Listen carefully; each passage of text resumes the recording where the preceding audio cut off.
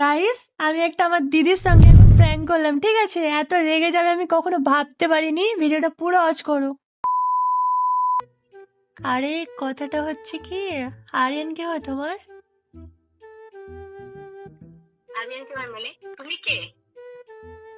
তুমি কে মানে?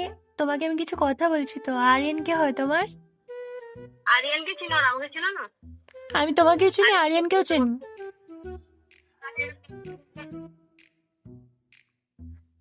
হ্যালো, হ্যাঁ, আরিয়ান কে হয় তোমার, বলবে?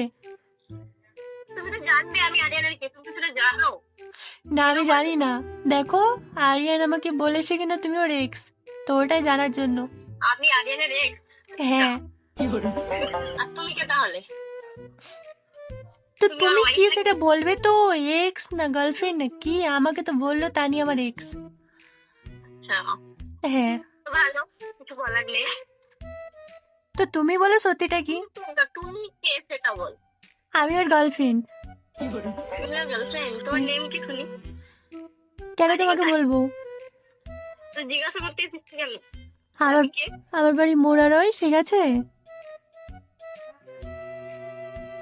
হ্যালো, মনের বাড়ি? হ্যাঁ, আমার বাড়ি মোরারয়, আমার নাম প্রিয়া।